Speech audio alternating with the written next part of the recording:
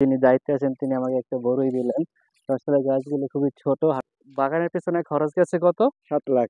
7 লাখ টাকা। এটা কি শুরু থেকে নাকি হ্যাঁ, এই শুরু বছর? থেকে শুরু 13 লক্ষ টাকা প্রথম বছর। যাক মাশাআল্লাহ। দূর থেকে দেখতে পেলাম যে আমের বাগানটি অনেক ছোট, কিন্তু আসলে ভিতরে প্রবেশ করার পর দেখতে পেলাম আসলে এটা অনেক বিশাল বড়। বিশু বিশু তো মাদ্রাতে এসে আমার হোস্টেলের ছোট ভাইয়ের সাথে দেখা হয়ে গেল।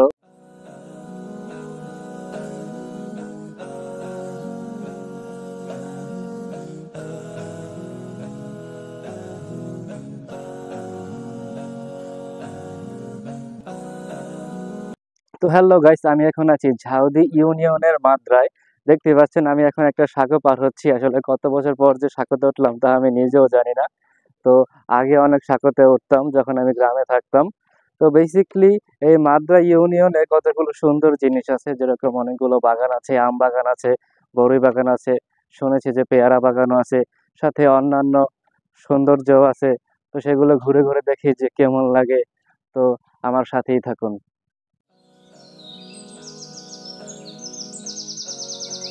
স্থানীয় সূত্রে জানতে পারলাম যে এই বড়ই বাগানটি একটা সময় পেয়ারা বাগান ছিল। তো এই বড়ই বাগানে এবার যখন ফুল ফোটে তো সব ফুল মরে যায়, যার কারণে কোনো বড়ই হয়নি। তো আসলে যে মালিক সে অনেক লোকসানের মধ্যে পড়েছে, অনেক লসের মধ্যে আছে। তো আসলে এই জন্যই দেখতে পাচ্ছেন যে এখন বড়ির সিজন, ছোট ছোট বড়ি থাকার কথা, কিন্তু এখানে বড়ই নেই। বাগানটা পুরো খালি পড়ে আছে, দেখে আসলে খারাপ লাগছে। এত বড় বিশাল বাগান কিন্তু বড়ই নেই, সব ফুল মরে গেছে। আসলে এগুলো দেখলে একটু খারাপ লাগে। তো গাইস, আমি এই বড়ই বাগানটির ভিতরে প্রবেশ করলাম। তো যদিও গাছগুলো অনেক ছোট, আমি ভিতর থেকে কিছু দেখানোর চেষ্টা করি। আমি পরবর্তীতে জানতে পেরেছি যে এই বড়ি বাগানের ভিতরে কিছু পরিমাণ বড়ি হয়েছে। তো যে ভাই দায়িত্বে আছেন তিনি আমাকে এটা জানালেন যে ভিতরে বড়ি আছে।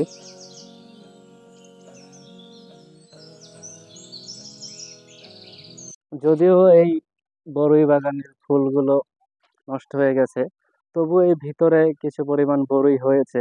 তো যিনি দায়িত্বে আছেন তিনি আমাকে একটা বড়ই দিলেন। তো আসলে গাছগুলো খুবই ছোট, হাঁটাচলা করতেও কষ্ট হয়। তো ভিতরে এই প্রবেশগুলো দেখে আমার কাছে একটু হলেও ভালো লাগছে। আমি তো প্রথমে ভেবেছিলাম যে হয়তো কোনো বড়ই হয়নি, তো হালকা পাতলা হয়েছে। তারা বললো যে ভালো লসের মধ্যে আছে। তো আমি দেখি যে উনি বললো যে সামনে আরো বড়ই হয়েছে। তো এগুলো দেখি আসলে বড়ই বাগানে এরকম খুঁজে খুঁজে বড়ই দেখা, এটা একটা দুঃখজনক ব্যাপার আসলে। আচ্ছা ভাইয়া, এই বাগানের পেছনে খরচ গেছে কত? 7 লাখ। 7 লাখ টাকা। এটা কি শুরু থেকে নাকি হ্যাঁ, এই শুরু বছর? থেকে শুরু থেকে শুরু থেকে। তো সেই অনুযায়ী আপনাদেরকে লাভ হয়েছে? আমাদের লাভ হয় নাই, গাছে কোনো আচ্ছা, লাভের টাকা পাইনি। বড়ই কি এবছরই প্রথম হলো নাকি না, আরো বড়ি আগে আরেক হয়েছে? বছর হইয়া বেচছি, 20,000 টাকা বেচছি ভাই। 20,000 টাকা বেচছিলেন? ও জি। আচ্ছা, তাহলে তো হয় নাই, আর অনেক সময় লাগবে হ্যাঁ, লাভ হইতে। হ্যাঁ, হ্যাঁ। তো এইদিকে বড়ই একটু দেখা যায় ওই হালকা সামনে বড়ি পাতলা। আছে, ওই দেখবেন, ওই বড়ি আচ্ছা, দেখবেন। সামনে বড়ই আছে, দেখি সামনে গিয়ে হ্যাঁ, যে কিরকম বড়ি হয়েছে। বড়ি বাগানটি আমার দেখা অলমোস্ট শেষ হলো। তো এই ভাই আমাকে একটি পেয়ারা আর একটি বড়ই খেতে দিলেন, যদিও কিছু হয়নি, বড়ই এখনো বড় হয়নি। তো এই বড়ই বাগানের চারপাশে অনেকগুলো লেবু গাছও আছে। তো এর আগে হয়তো এর আশেপাশে, এটা যদিও এর আগে পেয়ারা বাগান ছিল এবং এর চারপাশে লেবু গাছও আছে। তো লেবু হয়েছিল অনেক, এখন তো আর ওইরকম লেবুর সিজন না, যার কারণে এখন এরকম দেখা যায় না। তো এই আর কি।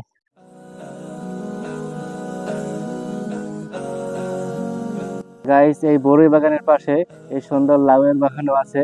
এই সামনেও লাউয়ের বাগান আছে। এই লাউগুলো আসলে বাজারে বিক্রি করা হবে, প্লাস এর শাকসবজিও বিক্রি করা হবে। আমার মন চাচ্ছে এই লাউয়ের যে ঝাঁকা, এর নিচে প্রবেশ করতে, কিন্তু ভয় পাচ্ছে যে কখন জানি লাউ ঝোল বলে দৌড়ানি দেয়, এই জন্য আর কি ভিতরে প্রবেশ করলাম না। গাইস, এই বড়ই বাগান ক্রস করে যখন আমরা সামনে আগাবো, তখন সুন্দর একটি আমের বাগানও দেখতে পাবো। আসলে যদিও এখন আমের সিজন না, আমের সিজন থাকলে এই বাগানগুলো দেখতে আর অনেক সুন্দর লাগতো। তো তবুও গিয়ে দেখি কেমন লাগে, চলেন। দেখতেই পাচ্ছেন আমি আম বাগানে প্রবেশ করলাম। তো এই আম বাগানের এই আম গাছগুলো অনেক বড়। তো এগুলো নিচ দিয়ে হাঁটলে আসলে আমাকে দেখা যায় বা ভিডিও করা যায়। সামনে আরেকটা আম বাগান দেখেছি, ওইগুলো আসলে অনেক ছোট, ভিডিও করার মতো ছিল না। প্লাস আমি যদি ভিতর দিয়ে হাঁটতাম ভালো মতো যাইতেও পারতাম না। তো এই আম বাগানটা মোটামুটি বড়, যদিও এখন আমের সিজন না। আম থাকলে বাগানগুলো অনেক সুন্দর লাগতো। তো তবুও যেহেতু গ্রিনারি পরিবেশ, গাছ গাছালি, সুন্দর প্রকৃতি, আসলে এগুলো ভালো লাগার মতোই। তো এই বাগানে মূলত কয় বছর আগে করা হয়েছিল বলতে পারেন? 9 বছর শেষ। 9 বছর শেষ। 9 বছর শেষ হয়েছে। হ্যাঁ, আচ্ছা, ফলন কিরকম হয়? ভালোই হয়। আল্লাহ দিলে খুব ভালো হয়। আহ এই গাছটা পাই। গাছ তো মোটামুটি বড় হয়েছে না? জি। তো সামনে আরো দেখলাম যে গাছ ছোট ছোট ঝোপঝাড়, এগুলো হয়তো এরকম গুরুত্ব দেওয়া হয় না মনে হয়। না, আমাকে তো আচ্ছা, যত্ন করা হয় এই গাছে। ওষুধ দিচ্ছি, গাছের গাছ গোড়া কিন্তু দিয়ে না। হ্যাঁ। তো এই আম বাগান করে কি আপনারা মোটামুটি আর কি সফল বলা যায়? হ্যাঁ, যাক, আলহামদুলিল্লাহ। ও, প্রথম যে বছর গেছি 13 লক্ষ টাকা বেচা হয়েছে প্রথম। 13 লক্ষ টাকা প্রথম বছর? যাক, মাসাল্লাহ। তো এই 13 লক্ষ টাকার প্রথম বছরে মনে কিন্তু করেন যে খরচা হয়নি কিরকম ভাই, টাকা খরচ গেছে? অতিরিক্ত ভাই খরচা গেছিল 35 লাখ। না, প্রথমবার তো যাবেই স্বাভাবিক, একটা উদ্যোক্তা হইতে এখন গেলে প্রথম বছর খরচ যাবেই।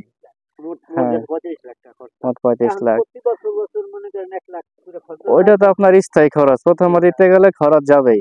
এর পরবর্তীতে কারণ আমরা 35 লাখ গেছে। হ্যাঁ, যেমন এই বছর তেমন একটা কিছু আসে নাই, মানে 1 বছর মিস গেছে। হ্যাঁ, বুঝতে পারছি। যেমন আবার এবছর মোটামুটি ভালো হয়েছে। এইটাই স্বাভাবিক, একটা বাগান দিতে গেলে চারা গাছগুলো তো বড় হবে, তখন তো আর থাকবে না, স্বাভাবিক। তো ওটা হলো স্থায়ী খরচ। সুন্দর একটা 5 কেজি ওই পাশে একটা আবার বড়ি বাগান আছে। হ্যাঁ হ্যাঁ, বড়ি বাগান আমি দেখছি। এই যে হলো গাছের মাথায় উঠেছে। হ্যাঁ, এই দিয়া বুঝতে পারছি। আহ, দূর থেকে দেখতে পেলাম যে আমের বাগানটি অনেক ছোট, কিন্তু আসলে ভিতরে প্রবেশ করার পর দেখতে পেলাম আসলে এটা অনেক বিশাল বড়। এখানে যারা কর্মরত অবস্থা আছেন তারা আমাকে দেখিয়ে দিল এর সীমানা। তো এইখানে তাদের প্রথম বছর খরচ গিয়েছে 35 লক্ষ টাকা এই আম বাগানটি তৈরি করতে। এবং তখন তারা যেই প্রথম বছর যে ফলন পায়, সেই ফলনে তাদের লাভ হয়েছে মোট 13 লক্ষ টাকা। তো এর পরবর্তীতে তাদের প্রতি বছর খরচ যায় 1 লক্ষ টাকার মতো, এবং ফলন 13 লক্ষ টাকা 15 লক্ষ টাকা কম বেশি হয়ে থাকে। তো আসলে এরকম আমের বাগান দেখলে খুব ভালো লাগে। আমারও ইচ্ছা ছিল আমি এরকম বাগান করব, কিন্তু আমার এরকম পর্যাপ্ত জমি নেই, বা টুকটাক যা ছিল তা পদ্মা নদীর ভাঙনে চলে গিয়েছে। তো আসলে এই বাগানগুলো দেখলে আমার অনেক ভালো লাগে। তো আসলে মাত্রায় যা দেখালাম এইটুকুই মূল আকর্ষণ, আরো অন্যান্য জিনিস তো আছেই। তো এইটুকুই মানুষ দেখতে আসতো। ঝাউদিতে সুন্দর একটা ঝাউদি গিরি আছে, সেটা দেখবো। আর অন্যান্য কিছু আছে কিনা সেটাও খুঁজে খুঁজে দেখবো। তো আমি এখন আছি মাদ্রা বাজারে, এবং আমার পেছনে সুন্দর একটি বট গাছ আছে। তো আমি এখন মাদ্রা বাজার থেকে ঝাউদির দিকে রওনা দিব। আচ্ছা, ভালো আছো? আচ্ছা, তো মাদ্রাতে এসে আমার হোস্টেলে ছোট ভাইয়ের সাথে দেখা হয়ে গেল, ও খুব ভালো মানুষ। আমি মূলত জানতাম না ওর বাড়ি এইখানে, তো আজকে হঠাৎ করে দেখা হয়ে গেল। ঝাউ দিতে যাওয়ার জন্য ওখানে উঠলাম। তো এই ঝাউ দিকে আমি আপনাদেরকে ঝাউ দিকে দেখাবো। গাইস, আমি ভ্যানে ঝাঁকতে ঝাঁকতে চলে আসলাম ঝাউ দিতে। তো এখন আমি ঝাউ দিয়ে গিরির দিকে এগিয়ে যাচ্ছি। এই দিক দিয়ে যেহেতু গাড়ি চলে না, পায়ে হেঁটে যেতে হচ্ছে। জানি না আর কত দূর পর্যন্ত হাঁটা লাগে, কারণ আমি আগে কখনো এখানে আসিনি। ঝাউদি ইউনিয়নে সেতারা শাহিনা স্বাস্থ্য ও পরিবার কল্যাণ কেন্দ্র আছে। তো এরকম একটা গ্রামাঞ্চলে এরকম একটা প্রতিষ্ঠান থাকা খুবই দরকার, কারণ বিপদে আপদে মানুষের সাহায্যে এগিয়ে আসতে পারে তারা।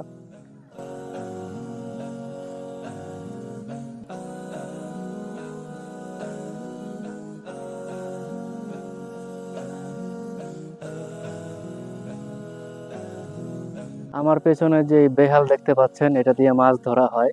যদিও আমার এই নামটা মনে ছিল না, দূর থেকে একজন বলতেছিল ভাই বেহালটাকে ভিডিও করেন। তো এইগুলো দিয়ে আমি এখন মাছ ধরিনি, তবে আমার গ্রামের অন্যান্য গ্রামের দেখেছি এগুলো দিয়ে মাছ ধরতে। রাস্তা দিয়ে যাওয়ার সময় দেখলাম ছোট ছোট ছেলে মেয়েরা চাচার কাছে ভাঙা টিন বিক্রি করছে, হয়তো এটা দিয়ে তারা আচার খাবে। দেখেন কি সুন্দর সোনালী শৈশব। আমরাও এক সময় এমন করতাম, একজন আরেকজনকে একটা ফিকে মারতাম। সবার পছন্দের সরিষা ক্ষেত, যদিও সরিষাগুলো এখনো বড় হয়নি। এগুলো বড় হয়ে গেলে আরো অনেক বেশি সুন্দর লাগবে। এই গিরিতে আসতে গিয়ে কতবার যে ভুল জায়গায় গিয়েছি, আর কত মানুষজনকে জিজ্ঞেস করেছি, তা আসলে গণার বাইরে। তো অবশেষে একজন আমাকে সঠিক রাস্তা দেখিয়ে দিল। এখন আপনারা যেই গিরিটি দেখতে পাচ্ছেন, এটাই হলো ঝাউদে গিরি। এটা মাদারীপুরের একটি প্রত্নসম্পদ। এবং ব্রিটিশ যুগের বহু বছর পূর্বে এই গিরিটিকে নির্মাণ করা হয়। স্থানীয় বাসিন্দাদের মতে মগ বংশের লোকেরা এটিকে নির্মাণ করেন 20 ইঞ্চি ইট সুরকির গাঁথনির ওপর। এই 100 ফুটেরও অধিক এই গিরিটিকে নির্মাণ করা হয় এবং মগ বংশের লোকেরা কী কারণে এটিকে নির্মাণ করেন তা আসলে জানা যায়নি।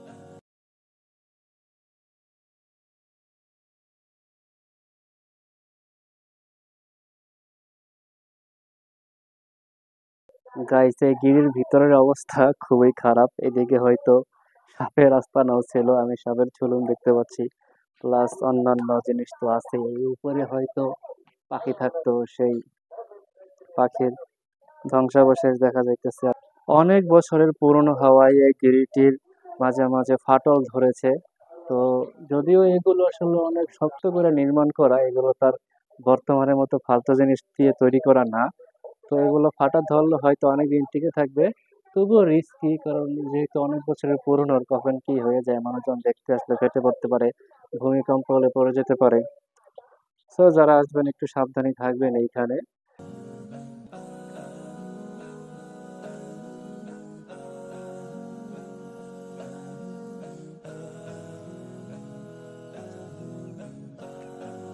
যদিও খুব বেশি বড় বা খুব বেশি আকর্ষণীয় কিছু না, বা জমিদার বাড়ির মতোও না, কিন্তু তবু এটা মাদারীপুরের একটা প্রত্নতাত্ত্বিক সম্পদ।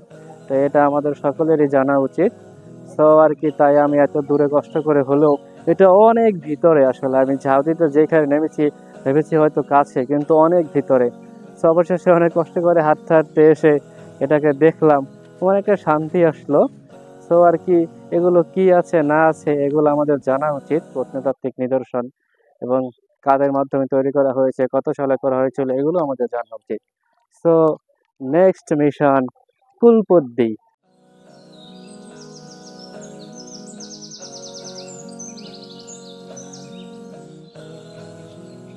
কুলপদ্দি জমিদার বাড়ি, যা বর্তমানে হালদার বাড়ি নামে পরিচিত, এবং 1932 সালে এই বাড়িগুলো প্রতিষ্ঠা করা হয়। এটাকে কালীখোলা জমিদার বাড়িও বলা হয়। যেহেতু এই বাড়িটি মূলত কুলপদ্দিতে অবস্থিত, যার কারণে এর নাম হয়ে যায় কুলপদ্দি জমিদার বাড়ি। এটা এটা আগের মতোই আছে, এবং পেছনে যারা দেখতে পাচ্ছেন এই বাড়িটিকে বসবাসযোগ্য করার জন্য সংস্কার করা হয়, যার কারণে আসলে ওটা দেখতে একটু অন্যরকম লাগে।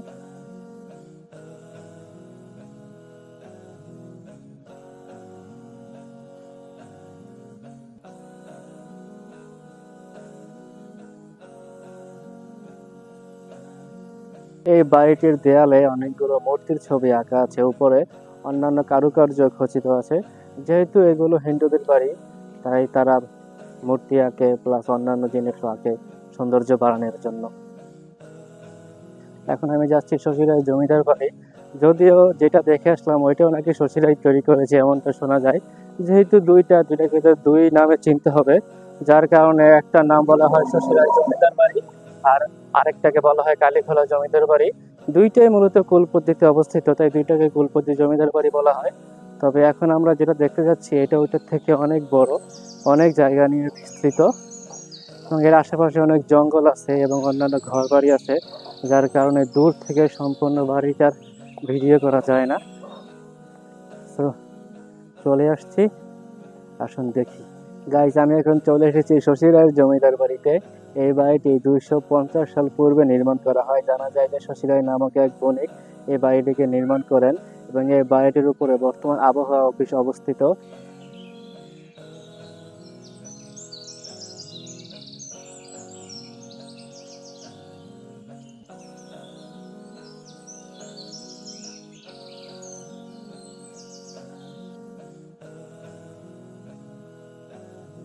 গাইস, আমি ঘুরে ঘুরে এই বাড়িটি দেখছি এবং আপনাদেরকে দেখাচ্ছি সম্পূর্ণ বাড়িটি। এখানে আসলে নির্দিষ্ট কোনো পরিবার থাকে না, এখানে এক একজন ব্যক্তি থাকে, এক একটা রুম এক একজনের জন্য দিয়ে দেওয়া হয়েছে।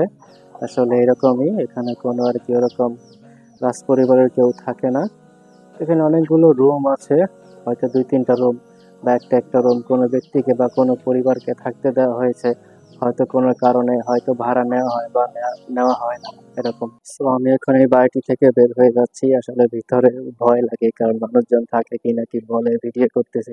বিশাল বড় একটি বাড়ি, এই বাড়িটি এখনো পুরোটাই অক্ষত আছে। অক্ষত আছে বলতে এখনো টিকে আছে, তবে যে দেয়াল সেগুলো তো হালকা হালকা খসে পড়েছে, এটা তো হওয়ারই কথা। 250 বছর পূর্বের বাড়ি।